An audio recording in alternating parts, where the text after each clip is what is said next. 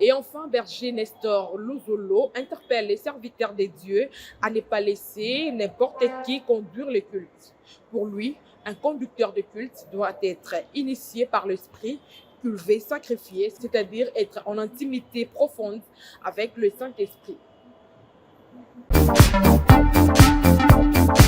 La direction que prend la musique chrétienne dite gospel, ainsi que la naissance des groupes de louanges et ceux qui font la carrière solo, suscite un certain nombre de réflexions au sein de l'Église corps de Christ. De par sa définition, la musique est l'art de combiner les sons d'une manière agréable à l'oreille. La musique, naturellement, c'est une combinaison de sons. Lorsqu'on combine des sons, on a la musique. Ça, c'est une définition naturelle. Mais cette définition-là ne nous montre pas la puissance, la profondeur et ce que la musique peut être dans notre vie. Vous voyez, cette définition-là, je la juge, pour ne pas dire encore naturelle, mais je la juge superficielle. Partant de ces fonctions, je vois qu'il y a beaucoup de définitions qu'on peut donner. Je dirais que la musique, c'est le seul, pour ne pas dire un des rares arts qui a le pouvoir de pénétrer à la fois le corps, l'âme et l'esprit de celui qui se donne à l'écouter. Celui qui écoute la musique, celui qui consomme la musique, expose son âme, son corps et son esprit à cette musique-là. La musique, c'est l'art qui, par ta propre volonté, peut te vouer aux esprits que tu ne veux pas accepter simplement parce que tu as donné ton oreille. Et donc je crois qu'il est très important de considérer la musique, pas seulement comme un jeu, même si on dit qu'on joue à la musique n'est pas un jeu. La musique n'est pas un instrument de détente comme on nous le montre. La musique, c'est un canal par lequel les esprits peuvent utiliser les corps, les cœurs, les pensées des hommes. Seulement parce qu'on a donné le sens sentimental en oubliant le sens spirituel qui doit être prôné quand on parle de la musique. Vous savez que, étant que art, la musique est une œuvre d'esprit. On parle de l'inspiration lorsqu'il y a composition. Or, une inspiration, c'est un souffle spirituel, un esprit qui souffle quelque chose dans un corps. Et ce corps-là va présenter la chose et nous savons que ça vient d'un esprit. Or, il n'y a pas qu'un seul esprit dans le monde. Il y a un esprit saint et il y a beaucoup d'autres esprits qui sont des mauvais. Et même les mauvais esprits inspirent aussi des musiques. Et donc la musique, par sa fonction, a une puissance de vouer le cœur, je dirais les âmes, le corps et les esprits de ceux qui le consomment aux esprits. D'où il est nécessaire de poser des vraies questions. À cet effet, le berger Nestor Luzolo, du ministère à cœur déployé, interpelle les conducteurs des cultes à s'inspirer du Saint-Esprit pour le bon fonctionnement de l'œuvre de Dieu.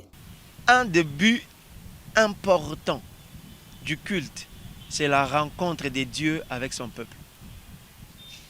Lorsqu'un culte s'est fait, lorsqu'on organise un culte, un des plus grands objectifs, c'est que le peuple de Dieu rencontre son Dieu et que Dieu rencontre son peuple. Alors, lorsque vous voulez classer des cantiques, ici je suis en train de parler au maestro de l'église.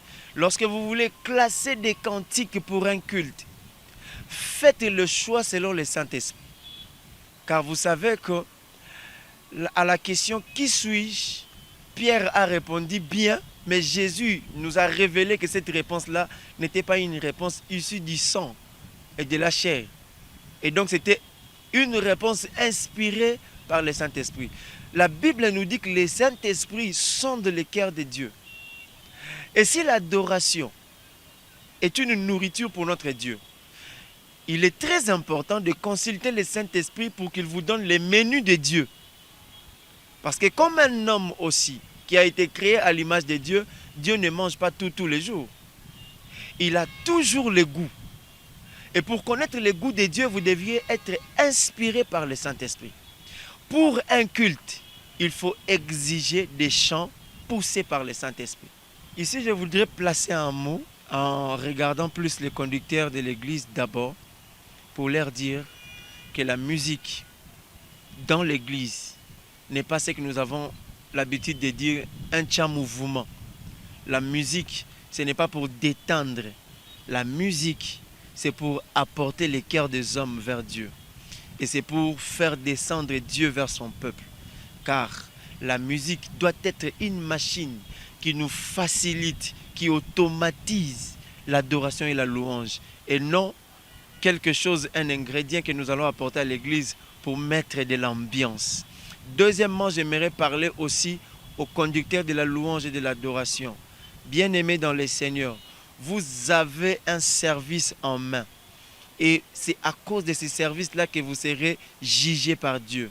Ne mettez pas l'argent devant, ne mettez pas les sentiments devant.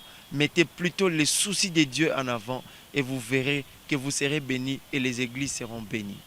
Par la même occasion, il invite le peuple de Dieu à une conférence qui sera animée le 17 janvier prochain. Nous avons une organisation que nous conduisons qui s'appelle Réseau Chrétien Adorons Tous. C'est un réseau de musiciens et dans ces réseaux, nous organisons des conférences autour de la musique et du musicien.